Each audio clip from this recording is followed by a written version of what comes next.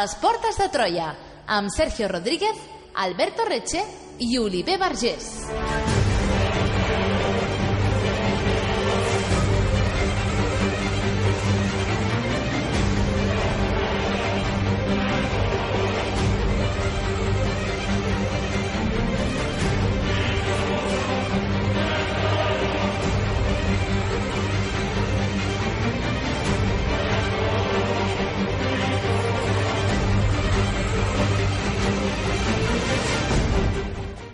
La Revolució Anglesa és un episodi fonamental de la història dels britànics que va tenir lloc durant el segle XVII.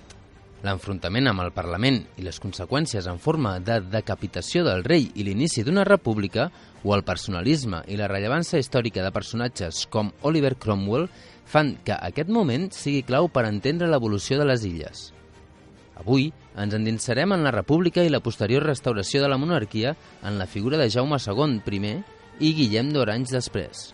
Va complir amb les expectatives generades l'adveniment de la república? Benvinguts a la Revolució Anglesa. Benvinguts a les portes de Troia.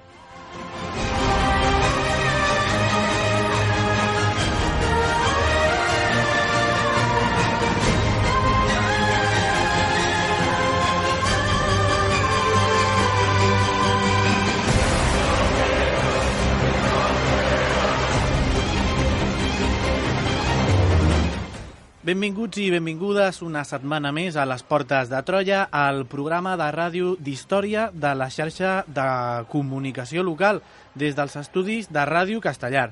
Avui per parlar de la Revolució Anglesa, per seguir parlant, per continuar el programa que vam fer de la Revolució Anglesa amb els fets importants del segle XVII anglès. Ho farem amb el nostre historiador de capçalera, Alberto Reche, benvingut. Bones. I tornem a tenir amb nosaltres, com no pot ser d'una altra manera, l'Adrià Hernando. Ell és llicenciat en Història per la Universitat Autònoma de Barcelona. Benvingut, Adrià. Hola, bones, encantat d'estar aquí una altra vegada. Adrià, és Oliver Cromwell un personatge clau per entendre tot el procés revolucionari que viuen les Illes Britàniques durant el segle XVII? Bueno, yo entiendo que él es más bien una consecuencia, ¿no?, de su época y como tal, pues es una figura importante a la hora de estudiar y entender un poco lo que estaba sucediendo en el siglo XVII en las Islas Británicas. Sí.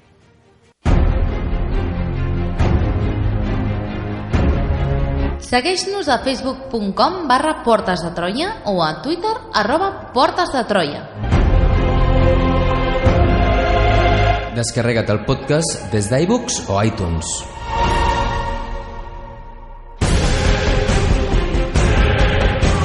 I descobreix tots els continguts del programa a la nostra pàgina web www.portesdetroia.cat.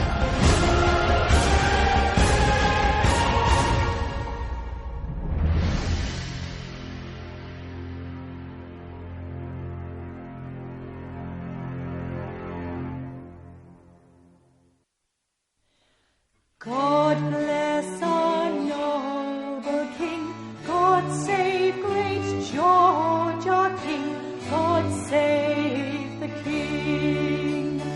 God bless our noble King, God save great George our King, God save the King. Send him victorious, happy and glorious, long to reign over us. God save the King. Send him victorious. Molt bé, doncs comencem a les Portes de Troia d'avui amb aquesta segona part dels fets que narrem sobre la Revolució Anglesa.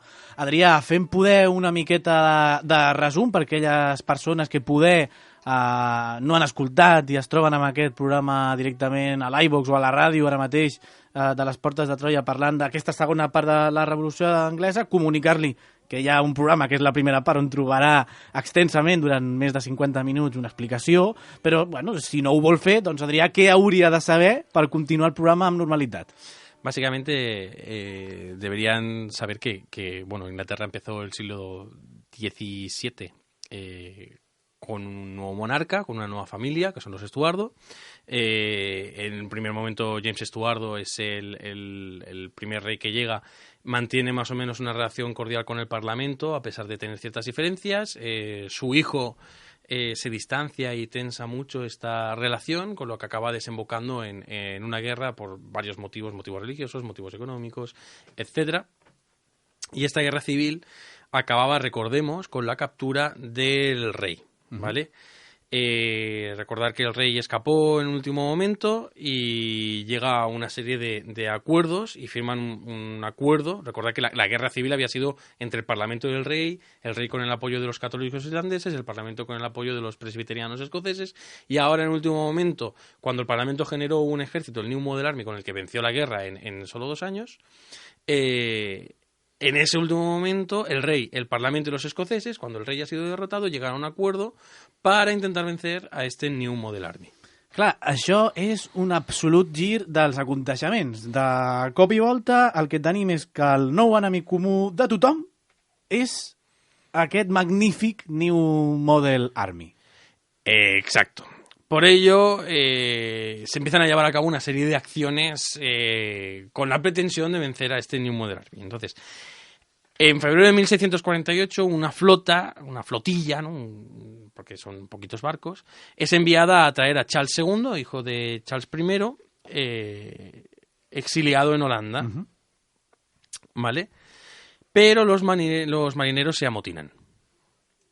Esta es la primera iniciativa que lleva a cabo el Parlamento en esta nueva fase de la guerra y es un absoluto fracaso. Los escoceses, por su parte, ocupan el norte de Inglaterra, que básicamente es lo único que parece que saben hacer, ocupar el norte de Inglaterra una y otra vez. Recordemos que en el programa anterior ya lo hablamos, lo habían ocupado ya 3 veces, lo vuelven a ocupar, así como, ¿qué hacemos? Ocupar el norte. Y buena idea. Y van para el norte.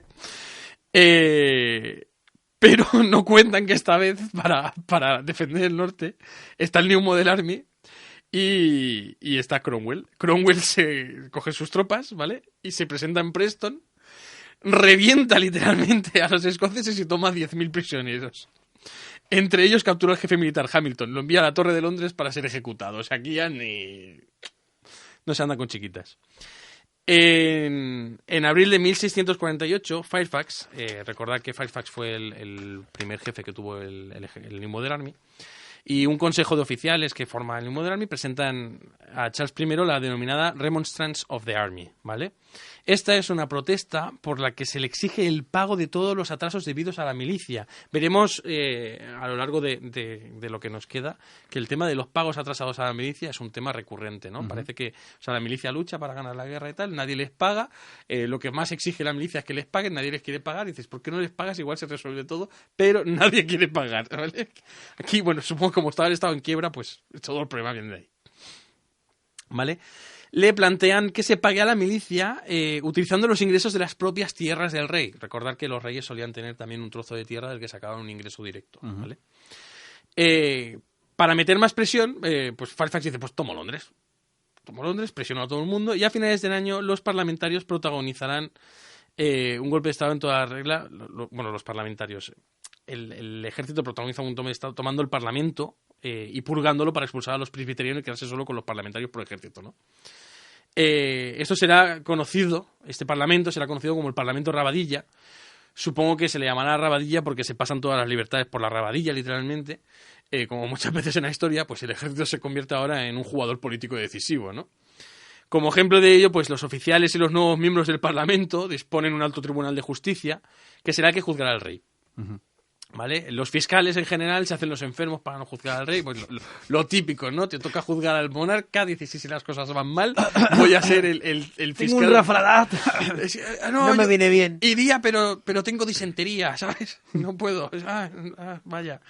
Yo estoy leproso, tal. Bueno, en fin, cada uno pues tenía su excusa, supongo que iría al médico que les diera la baja, si es que hubiera existido un médico que te pudiera dar la baja en la época. Total, que parece que no hay fiscales, pero aparece un tal John Cook, que es fiscal, y dice, pues yo sí que juzgo al rey. Venga. ¿Vale? El presidente del tribunal será otro John, en este caso se apellidará Bradshaw, y se llevará a cabo el juicio, que durará una semana. O sea, ellos van por faena. Son militares, no lo olvidemos, ¿sabes? Sí. Esto de tener un juicio de 3 meses... No, esto es de cosas de ahora. Prisión preventiva... Esto son mierdas. O sea, esto se coge al tío, se le sienta aquí, se dice, estás acusado de esto, ¿cómo te consideras? Inocente, ya, pero yo te considero culpable, punto. Como anécdota, que a mí es una anécdota que me parece muy detallada, tenemos que entender que el rey no acaba de entender lo que pasa. ¿Cómo pueden juzgarle a él que es rey por la gracia de Dios? ¿Quién son esa gente para contradecir a Dios? Bueno, pues son el Parlamento. Lo acusan de alta traición y de crímenes. Y como anécdota, que es un poco para que veamos la imagen de la situación nefasta que tiene el rey, en la primera sesión del juicio, una cabeza de plata del bastón del rey se cae al suelo. ¡Ostras! Y nadie absolutamente se agacha a cogerla. Tiene que agacharse el propio rey a cogerla. Os lo digo ya. Fue condenado a muerte. Tras el juicio lo consideran culpable y lo condenan a muerte, ¿no? El martes 9 de febrero de 1649, Charles I sale del Palacio Real de St. James, es llevado al patíbulo donde fue ejecutado. Después, ya no se conforman, los militares dicen, bueno, ya lo hemos matado, le hemos cortado la cabeza, vamos a borrar toda huella de su pasado. Destruyen hasta las joyas de la corona, ¿eh? Que sepáis que las joyas de la corona que se pueden ver en la Torre de Londres son de 1660, año de la restauración. Molt bé, i amb aquest inici de programa tan enèrgic, trepidant, no? Joc de Trons acaba temporada de Capità en algú, nosaltres comencem programa de Capità en algú. Mucho más interesante. Molt més interessant. Molt bé, doncs amb Carles I no només decapitat, sinó esborrat completament del mapa, s'inicia un període republicà. Què passarà a Anglaterra a partir d'ara? Pues pasa lo de siempre, ¿no? Que hacer la revolución es mucho más fácil que gobernar después. ¿Vale? Tras la ejecución establecen un Consejo de Estado que asume en el plazo de un año los poderes ejecutivos del rey, ¿vale? El primer paso, eliminar la monarquía como forma de gobierno. La consideran innecesaria y gravosa. Esto, pues en el siglo XVII era una revolución, ¿no? En el siglo XXI, pues nos parece como lo normal. Pero en el siglo XVII era como, ¡guau! ¿Qué dices? E inhabilitan los derechos de herencia de Charles II Stuart, ¿vale? En marzo de 1649 se suprime la Cámara de los Lores, a la que consideran inútil i peligrosa. I com tu bé deies al començar aquesta pregunta, fer la revolució és molt fàcil, després ficar-se mans a l'obra és poder una miqueta més complicat, perquè ara el que cal és governar i cal trobar solucions als problemes, aquells que vam explicar durant molt de temps, i que la gent suposo que demanava solucions. Per tant, van arribar aquestes solucions amb la República? Bueno, la República tiene que afrontar una serie de desafíos internos evidentes, ¿no? En 1649 el Consejo comprueba que lo difícil llega después de cortarle la cabeza a Charles I. Crecientes extensiones internas, problemas en Irlanda y Escocia, como siempre, ¿no? Dentro del ejército, los Levelers encabezan la oposición política. Denunciaban un proceso contra el rey, entre otros, ¿no? Los Levelers. Levelers básicamente significa, no lo dijimos que el otro día, niveladores. O sea, son gente que busca como equiparar a todo el mundo, ¿no? Nivelarlo. Moderados. Las expectativas creadas durante los años de la Guerra Civil no se cumplen para los más radicales dentro del ejército, ¿no? Eso es lo típico, ¿no? En las revoluciones siempre hay un tío que se flipa un huevo y dice, yo tiro, ¿sabes? Aquí vamos a cambiar el mundo por completo. Y luego el que manda que dice, bueno, ¿sabes? Vamos a cambiar, pero un poco. Tampoco nos flipemos. Entonces estos Levelers llaman a una sublevación general de la base del ejército. Lanzan ideas igualitarias como sufragio universal, tal. Y en abril y mayo estallan dos motines, ¿no? El último, enérgicamente aplastado por Fairfax y Cromwell. Me gusta lo de enérgicamente, ¿vale? Me gusta recalcar esto. En todas partes que lo he leído lo dicen así. Es enérgicamente aplastado, es decir, que lo hacen con ganas. O sea, van para allá, a Burford, que es donde se lleva a cabo la batalla. Y literalmente descabezan a los Levelers. O sea, s'ha acabat amb els radicals. Sí, venga, toma por saco. Venga, pum. Pero surge otro movimiento. Lo que pasa es que de menos repercusión, que también creará preocupaciones a la República, que se llaman los Diggers. Diggers es cavadores, ¿no? Estos van todavía más allá de los Levelers. Dicen lo mismo que los Levelers, se hacen llamar los True Levelers, pero plantean cosas como la repartición de la tierra por igual. Carai. Y no se quedan con decirlo. Le solicitan a Cromwell que lo haga. Por favor, Cromwell, reparte la tierra por igual. Su discurso se extiende por el norte y el centro de Inglaterra, ¿no? Parece que ahí la gente pues está un poco descontenta con las tierras que les han tocado.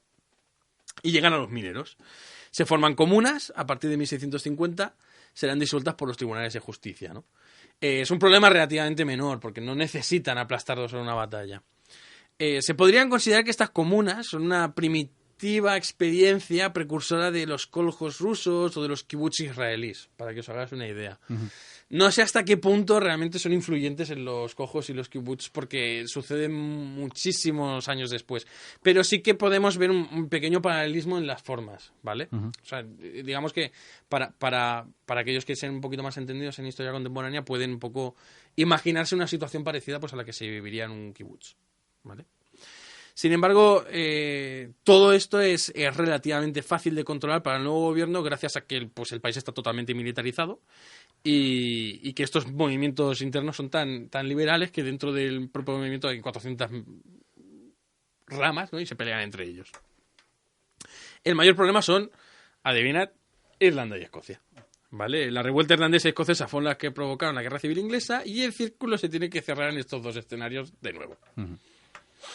Molt bé, i els problemes, però, com hem vist, no els trobarem tant en els moviments radicals. Estaran, com sempre, Irlanda i Escòcia en el focus dels problemes. Com actuarà el nostre estimat Oliver Cromwell? Suposo que, com has dit tu, Manu militari? Manu militari, no, com has dit allò de enèrgica, Enèrgicament. aplastant enèrgicament. No. Com actuarà Oliver Cromwell davant de tot això? De la mejor manera que sabe, que es aplastando enérgicamente a todos sus enemigos. Bueno, tras machacar a los levelers, ¿no? Y pagar las pagas atrasadas, es una de las veces que se pagan las pagas atrasadas, pero no os preocupéis, se seguirán atrasando pagas, ¿eh? Esto no queda aquí. A los soldados, pues, Cromwell se ve en disposición de desplazar 12.000 veteranos a la isla de Irlanda en apoyo de los protestantes allí residentes. Entonces, en un año, pacifica a sangre y fuego la isla de Irlanda, ¿vale? Solo quedan algunos núcleos de resistencia en el oeste de la isla, como Limerick o Galway, que capitularán en 1652. Los irlandeses, que se ven superados por el New Model Army, que es que el New Model Army revienta todo lo que toca... Es como Midas haciendo oro todo lo que toca, pues esto es todo lo que tocan, lo arrasan. Patapam. Optan por hacer una guerra de guerrillas. Cromwell dice, yo la verdad no tengo tiempo para esto, tengo que gobernar Inglaterra o hacer algo allí. Así que voy a crear unas zonas seguras para protestantes y considerará insurgente a todo civil, fuera hombre, mujer o niño, que estuviera sin autorización en dichas zonas. Así que convierte la población civil en un objetivo militar. Patapam, ja està, tu. En Escocia... Anem ràpid. En Escocia... En junio de 1650, el príncipe de Gales, Charles II, viaja desde el exilio en Holanda y desembarca en Garmouth y Moray, respondiendo a una invitación del Parlamento escocés de tomar posesión de la corona escocesa.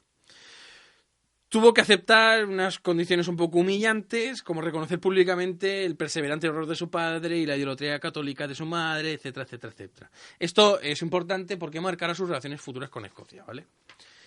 El Parlamento Rabadilla, recordemos, el que se pasa todo por la rabadilla porque son los militares y vamos a hacer lo que queramos, opta por preparar la guerra con Escocia porque, bueno, ya sabemos que en aquella época todo se resuelve así, ¿no? Y porque tienen temor de un intento de invasión del norte de Inglaterra, ¿vale? Fairfax no quiere liderar las tropas porque considera a los presbiterianos como una especie de hermanos. Así que Cromwell, que bueno, es un poco más laxo en el tema moral. Que es hijo único. Sí, hermanos, a mí, mira, chato, acabo de machacar Irlanda y ahora voy a por Escocia, ¿no? Toma el mando. Entonces, en 1650 obtiene su enésima victoria decisiva. Todo lo que él gana son batallas decisivas. No hay ninguna batalla que él gane que no decida la guerra. En la batalla de Dunbar, al frente de un ejército que le dobla el número. Yo diría que Cromwell es como el Napoleón inglés, pero en menor escala, ¿no? Esta victoria le abre las puertas de Edimburgo. Charles II trata de unificar a los Highlands, los Covenanters y los realistas sin mucho éxito. Pues ya sabemos que el norte de Escocia es un poco así. Pero bueno, al final consigue un ejército con el que se dirige a la batalla. La tercera y última invasión del norte de Inglaterra por parte de Escocia en 7 años, porque 7 años han invadido 3 veces el norte de Inglaterra, termina en la batalla de Worcester. Sí, como la salsa Worcester. Supongo que también le viene el nombre de ahí, ¿no? De aquello debió ser salsa con... Porque...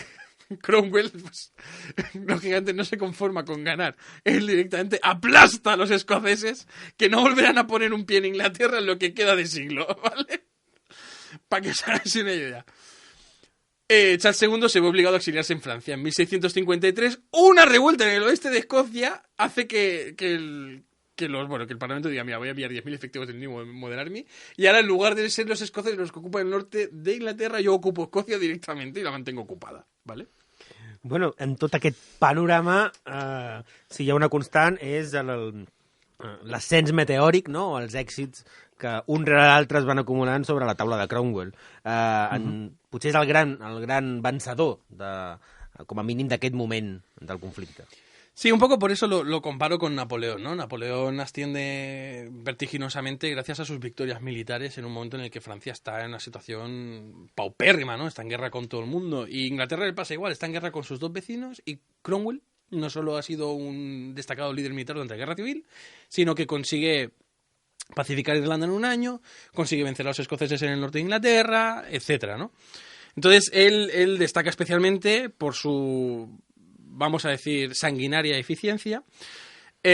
Rompe definitivamente cualquier equilibrio entre los tres reinos a favor de Inglaterra, ¿vale? El conflicto con Escocia se consideraba por parte del Parlamento, ¿no? Inevitable pero superable. Ellos ven a los escoceses de alguna manera como una especie de hermanos porque también son protestantes.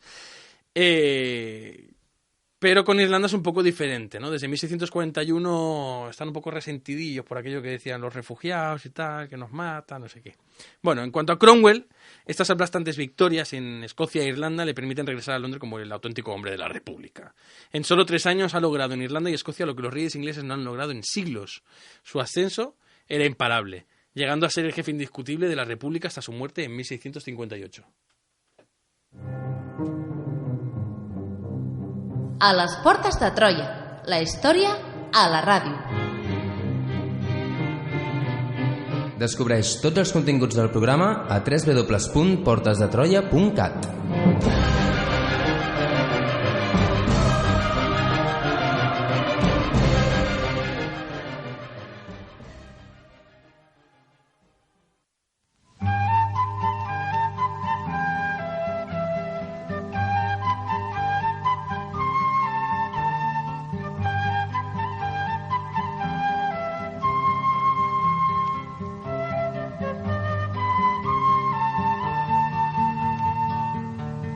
Hark now the drums beat up again, for old true soldier, gentlemen, then let us list and march, I say, over the hills and far away, over the hills and o'er the main, to Flanders, Portugal and Spain, Queen Anne commands. Què estem escoltant, Adrià? Over the Hills and Far Away. Bueno, es una canción un poco posterior al periodo, pero bueno, es una canción que me gusta mucho. Y a pesar de que es un poco posterior, pues es un estilo de música que es parecido al estilo de música que podía haber en la època de la Revolució Inglesa. I que ens ambienta, ens posa una mica en situació. Ara parlarem una miqueta més d'aquest personatge que està siguent de moment el protagonista del programa d'avui. Hem parlat molt d'Oliver Cromwell, però qui era, qui va ser, una miqueta 5 cèntims de qui va ser aquest important personatge per la història d'Anglaterra. Pues mira, Oliver Cromwell nace en 1599 en Huntingdon, actual Cambridgeshire, ¿vale? En el seno de una familia de la gentry rural, es decir, es un poco baja nobleza. En 1628 es escogido parlamentario y nuevamente en 1640 hasta 1649. Destaca en su oposición a los consejeros del rey Charles I, ¿vale? En la guerra destacó como albi militar, por lo que fue ascendiendo. Entre 1642 y 1651 no perdió ni una sola batalla. Él era, por las descripciones que nos han llegado de él, ¿no? Él era disciplinado, práctico y determinado en sus objetivos. Además, se ve que era un muy buen orador, o sea, que este hombre lo tenía todo para triunfar en la época en la que le tocó vivir, ¿no? Como decíamos al principio del programa, para mí él es una consecuencia de su época y es una persona que reúne las características necesarias para cumplir la función que cumplió. Por eso es un personaje también clave, muy importante de estudiar. El embajador español que había en la época allí, un tal Cárdenas, lo presenta como soberbio y de ambición desmedida. Hay que entender también que Cárdenas tenía buena relación con los Stuart, entonces un poco la opinión que vamos a tener es un poco... Me encanta que ella, un Cárdenas que Sí. considere a alguien soberbio. Sí. Sí, bueno. Ja ve amb el nom, diguéssim. Però endavant. Algunos observadores lo presentan como un hombre profundamente religioso. Otros indicaban, otros nos han dejado que resultaba difícil esclarecer cuál era el rito que él practicaba. Yo personalmente, y esto es mi opinión personal, creo que era un hombre ambicioso, obviamente, porque si no, no habría llegado donde llegó. Pero a la par era un revolucionario dentro de los estándares de la época, ¿vale? La religión se mezclaba mucho con la ideología en aquella época, entonces probablemente él optaba por el credo que mejor respondía a sus intereses en ese momento o al proyecto que él podía tener para Inglaterra en ese momento. Pero bueno, eso es mi opinión personal, ¿eh? No me baso en nada, yo soy un poco... me la saco de la manga, ¿vale? L'opinió. Molt bé. Hem parlat per ara dels problemes interns, dels conflictes amb Escòcia, amb Irlanda, però estem en aquest moment, amb aquesta nova república, amb un, si no totpoderós, gairebé totpoderós Cromwell al capdavant. Té altres problemes a nivell internacional o el liu ara per ara encara es circunscriu només als territoris que hem parlat? Por supuesto que tienen problemas a nivel internacional. Cuando eres el primer país que le corta la cabeza al rey, pues tienes problemas a nivel internacional fundamentalmente para que te reconozcan oficialmente. Sorpresa, sorpresa, no es fácil que le reconozca porque, entre otras cosas, los realistas en el exilio trabajan duramente para evitarlo. Sin embargo, España, la potencia católica y monárquica absolutista de la época, es la primera potencia europea en reconocer la República Inglesa, adelantándose por unos días a Holanda, quienes, al ser una república, también lo tienen relativamente fácil para reconocerles, ¿vale? Es curioso que sean España e Irlanda las dos potencias que le reconocen primero y también serán las dos potencias con las que tendrá guerra Cromwell. O sea, no sé este señor cómo interpretaba la política internacional, ¿vale? Los españoles intentarán cerrar una alianza con Cromwell, pero Cromwell exige el fin del monopolio en América para Inglaterra, ¿sabes? O sea, él, pues, mira, dice, yo la tengo más larga, quiero esto, y nosotros dijeron, no, ¿sabes? O sea, ya te he reconocido, ¿qué más quieres? Esto, pues, finalmente hace que Cromwell se alíe con Portugal, que está en un proceso de independencia de la corona española, la corona hispánica, ¿no? Sería No, sí. E intente enviar una flota, una expedición de 160 naves a tomar la Española. Recordad, la isla la Española es actualmente Santo Domingo y Haití.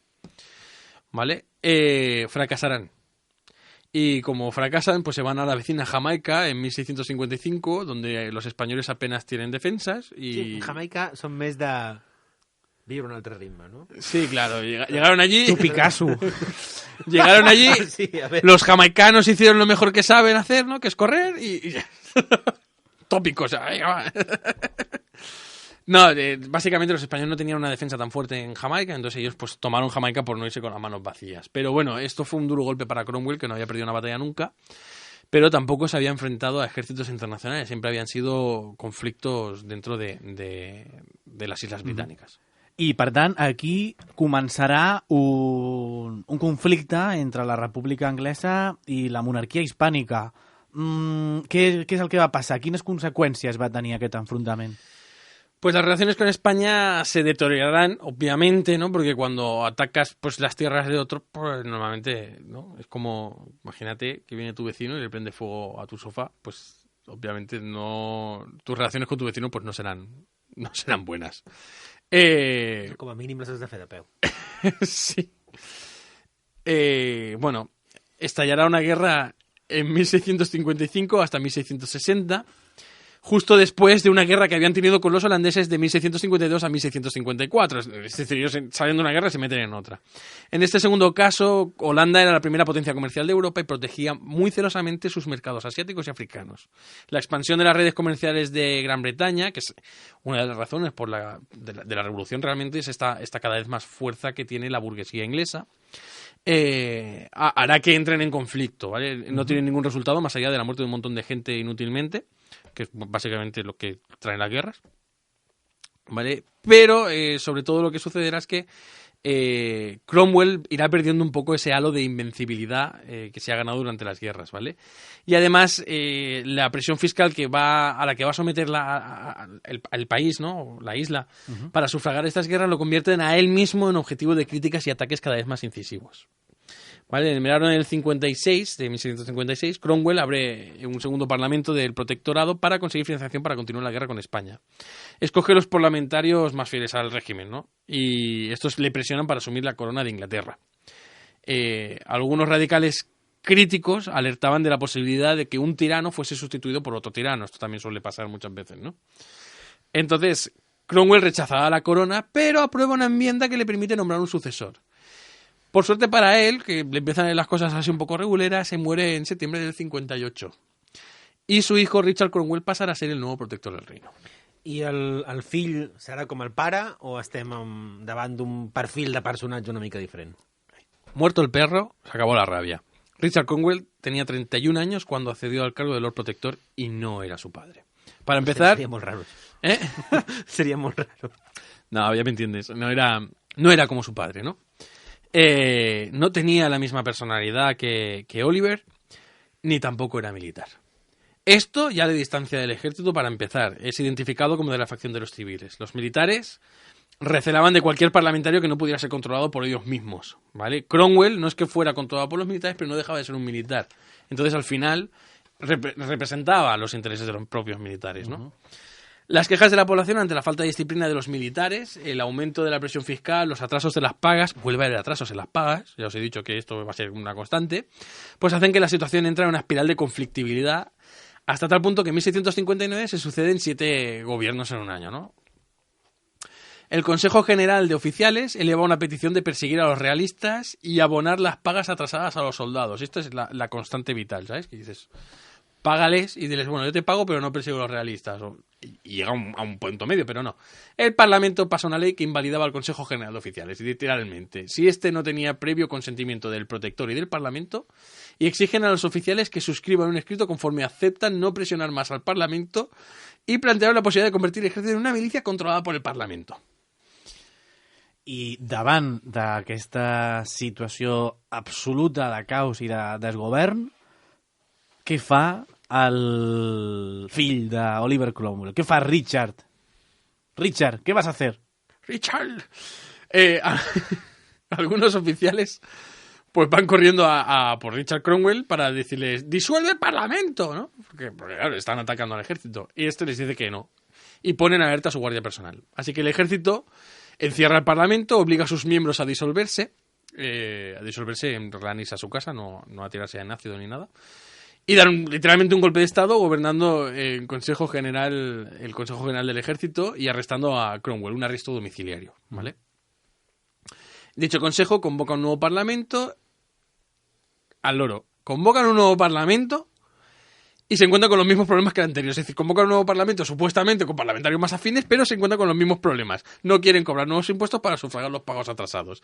La tensión social crece extraordinariamente y parece que en cualquier momento los más radicales vayan a estallar. Pero los que estallarán serán los realistas. It was a rightful king we left fair Scotland's strand. It was for a rightful king we e'er saw Irish land, my dear. We e'er saw Irish land. Knew always done that may be done, and always done. Molt bé, com deies, l'alternativa reialista s'està preparant i si és una alternativa reialista i s'està enfrontant a una república, suposem, o hem de suposar, que el que plantejaran és un candidat, posaran un candidat sobre la taula pel tron d'Anglaterra. Sí, la idea que ellos tienen es Charles II, el hijo de Charles I, el rey sin cabeza. El 1 de agosto de 1659, en Cheshire, los realistas se alzarán en armas en nombre del Parlamento Libre, de un Parlamento Libre.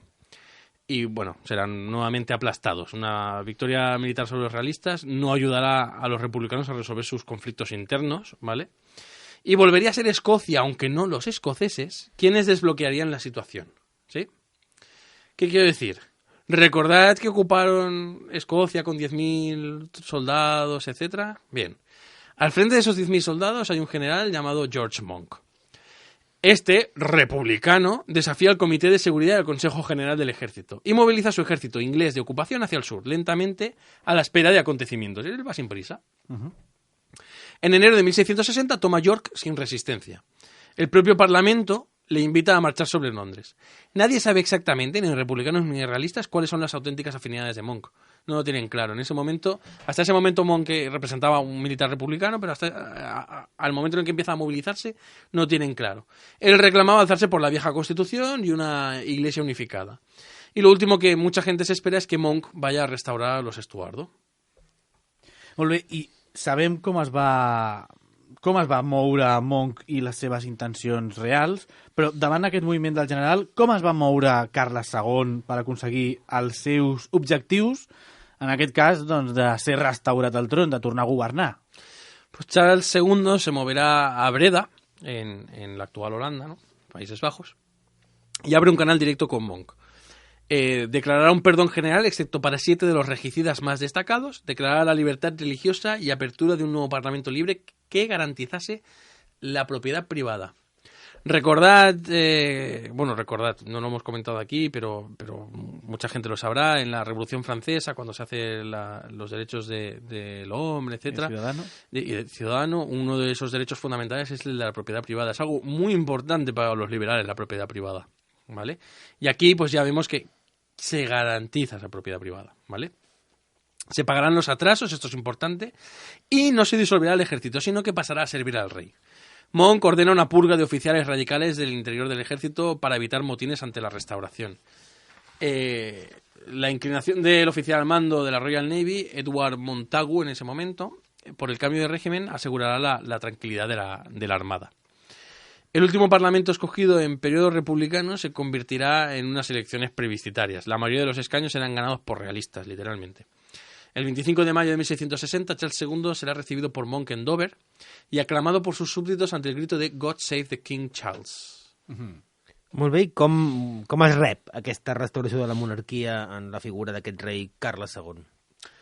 Pues cabe decir que la ejecución de Charles I no fue bien recibida por la plebe, ni tampoco por las esferas más altas, ¿vale? Es algo...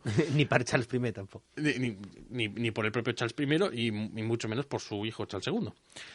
Pero, bueno, básicamente esto fue algo onanista del ejército. O sea, a ellos les encantó cortar la cabeza al rey y quedó ahí.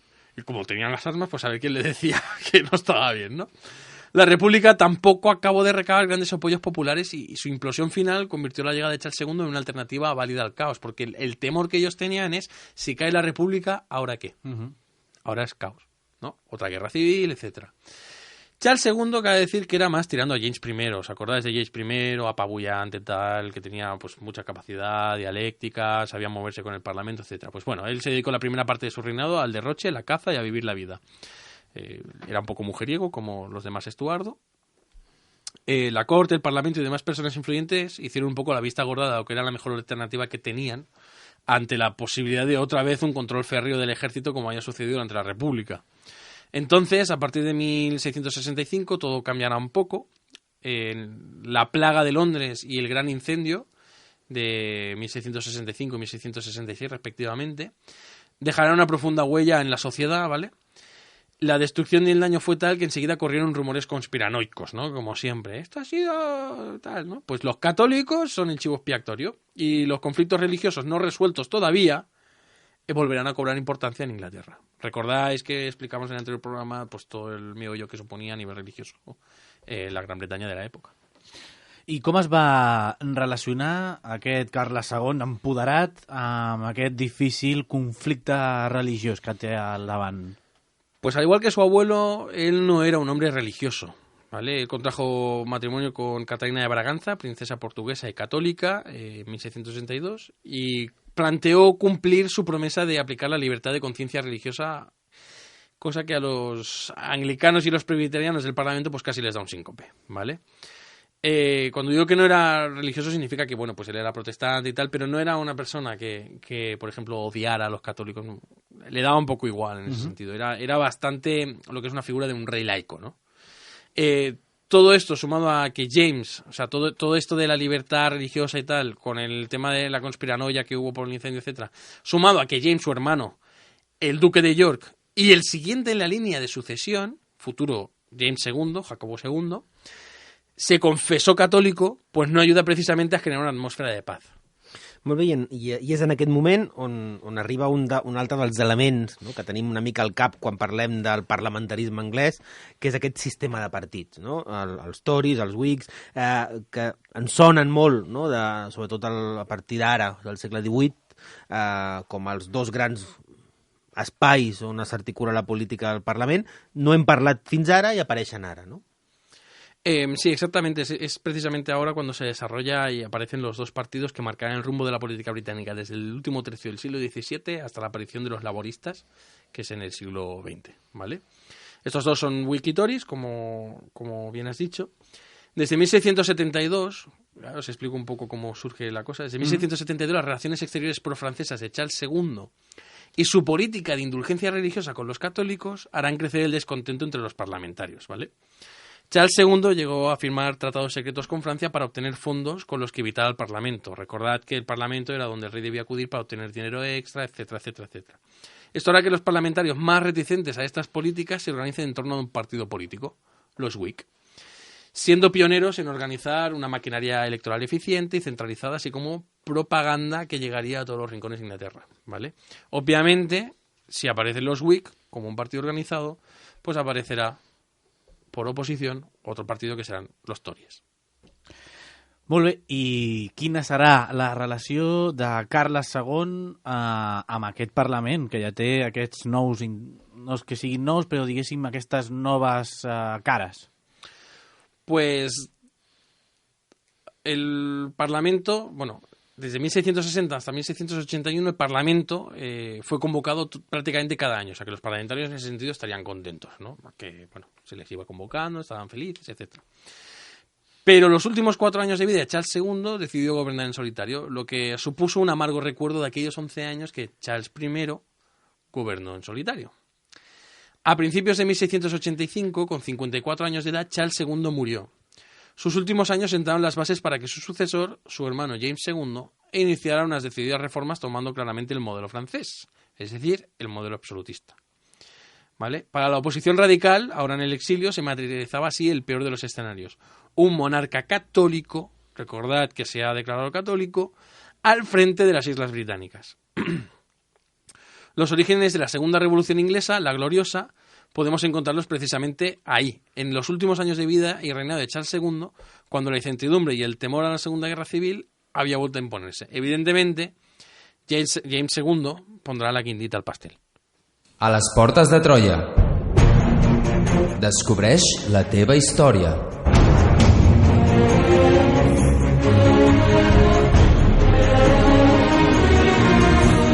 Troba'ns a facebook.com/Portes de Troia i a Twitter @Portes de Troia.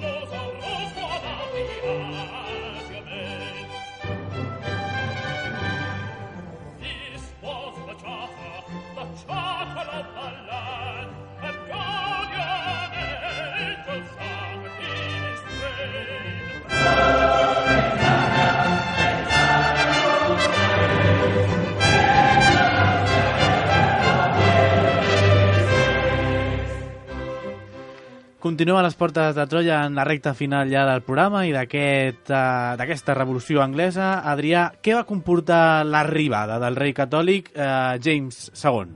Básicamente comportará la gloriosa, pero vamos por partes. James II llegará al trono en 1685, ¿vale? Pese al intento de asesinato por parte de la oposición Whig en 1683 contra su figura, a su llegada James II será bien recibido por la población en general, ¿vale? Sin embargo, su gestión provocará una nueva revolución en apenas 4 años, la conocida como la Gloriosa. Tradicionalmente ha sido considerada una revolución de terciopelo, aunque el historiador inglés Steve Pincus ha modificado un poco esta visión poniendo en relevancia su carácter radical, violento y popular. No obstante, comparada con la primera revolución inglesa y la guerra civil que esta provocó, sin duda la Gloriosa puede considerarse menos violenta o tal vez menos sanguinaria, aunque solo sea porque se prolongó durante un periodo de tiempo bastante más breve, ¿vale? Y las batallas y tal son como un poco más light. James II llega al poder e inicia una serie de bruscas reformas basadas en la recatolización, recordar todos los conflictos que ha habido por simplemente no perseguir suficiente a los católicos. Pues imaginaos, llega un rey y empieza a recatolizar el país y modernizar el Estado. Es decir, pretendía moldear Gran Bretaña a imagen y semejanza de Francia. En conclusión, este señor no aprendió nada de su bisabuelo, ni de su abuelo, ni menos de su padre. Sus reformas fueron tan rápidas y eficaces que no dio tiempo a la oposición a organitzar-se de forma efectiva. Molt bé, però que no diuen és temps a l'oposició d'organitzar-se de manera efectiva no vol dir que aquesta oposició s'estigués quieta o de braços creuats. Quins moviments es farien des d'aquests sectors de l'oposició contra el regnat de James II? Pues desde 1687 los Whigs están en contacto con Everard van Wiede van Dietveld, un nombre complicado de pronunciar, no sé si lo he pronunciado bien, da igual. Es holandés, es el agente de Guillermo de Orange en Inglaterra. En 1688 los Whigs, los Tories y otros grupos políticos disidentes empezarán a considerar seriamente la opción de derrocar al rey por la fuerza, ¿vale? Esto es algo en lo que ya tienen experiencia los ingleses. A mí me gusta mucho el tema de la Revolución Inglesa porque es muy la historia que se repite, ¿no? Es como, jaja, lo volvemos a hacer, ¡pam! A ello se unirá una parte importante de la jerarquía de la Iglesia de Inglaterra. El resentimiento de la población también jugará a favor de la causa contra el rey. En 1687 se conoció que María de Módena, la segunda esposa de James II, estaba embarazada. El nacimiento de un heredero trastocaba la línea sucesoria que en ese momento recaía sobre su hija María, casada con Guillermo de Orange, que es protestante. En 1688 nacerá James Francis Edward Stuart, ¿vale? Como la reina no se había dejado ver durante el embarazo y el niño nació un mes antes de lo previsto, corrió el rumor de que el niño era un niño bastardo.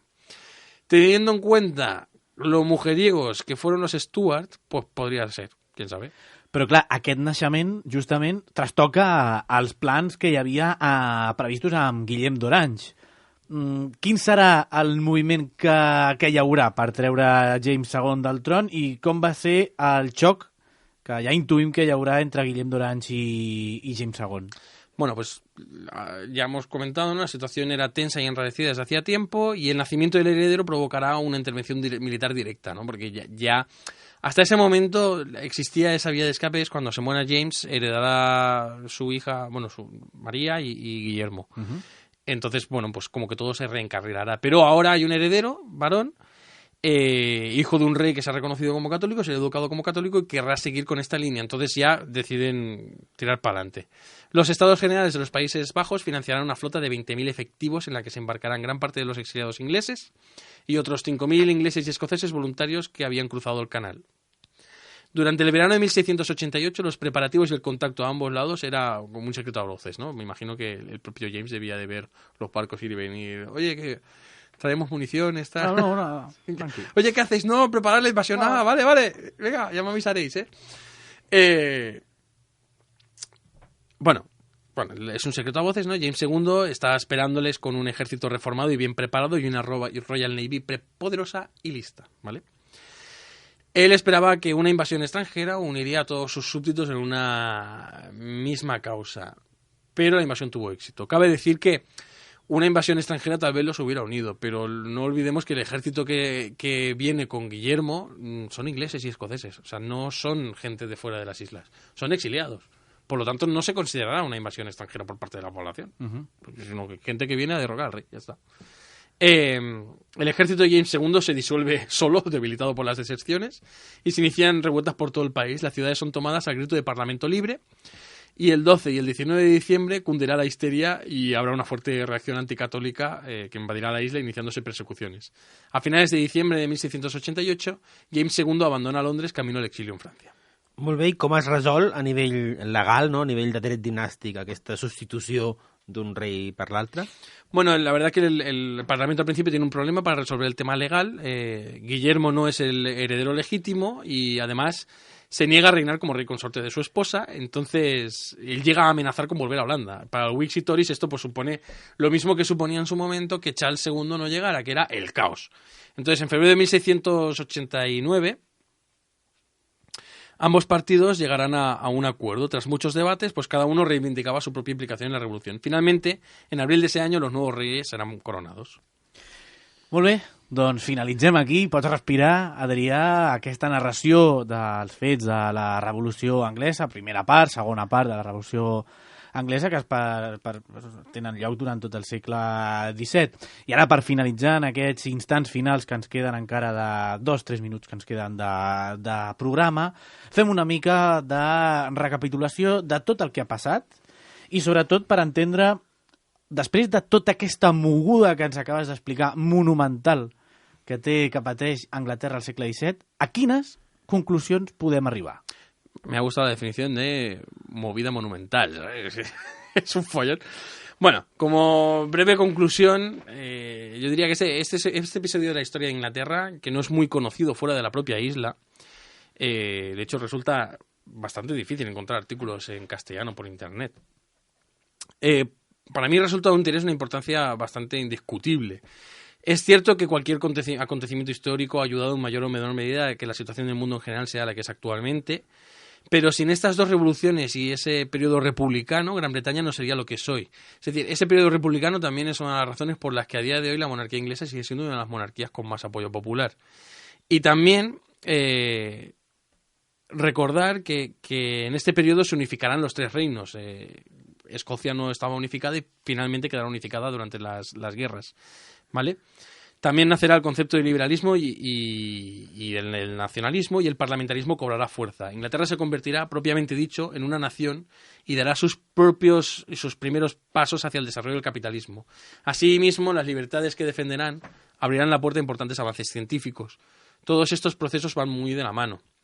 Creo que es importante también recalcar la poderosa influencia que tendrá y el impresionante despliegue que se llevará a cabo en Gran Bretaña durante el siglo XVIII y sobre todo en el siglo XIX hasta la Guerra Mundial. Recordar que durante ese periodo Inglaterra será la gran potencia, ¿vale? Y todo esto no habría sido posible, todo ese despliegue no sería posible si Gran Bretaña no hubiera empezado a formarse como un país en el siglo XVII. Todas esas instituciones que permiten este enorme desarrollo cobran forma durante estas dos revoluciones. Queda fora de tot dubte, diguéssim, la importància dels fets que hem narrat en aquests dos programes dedicats a la Revolució Francesa per entendre la pròpia història de Gran Bretanya. Sí. Has dicho francesa. Francesa, perdoneu. Se t'ha ido la cabeza. La Revolució Anglesa. Del direct? I per tant, moltíssimes gràcies, Adrià i Hernando, per haver estat avui aquí, fa unes setmanes també, per parlar de la primera part de la Revolució Anglesa. Esperem que t'ho hagis passat bé, que hagis gaudit d'aquesta primera visita que fas aquí a les portes de Troia.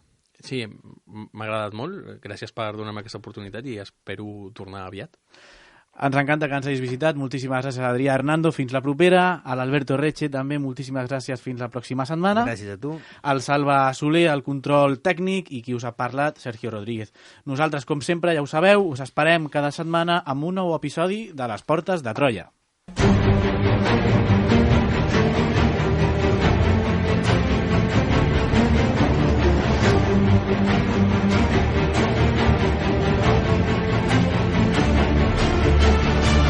Presentador Sergio Rodríguez, historiadors, Alberto Reche i Oliver Vergés. tècnic de so Salva Soler.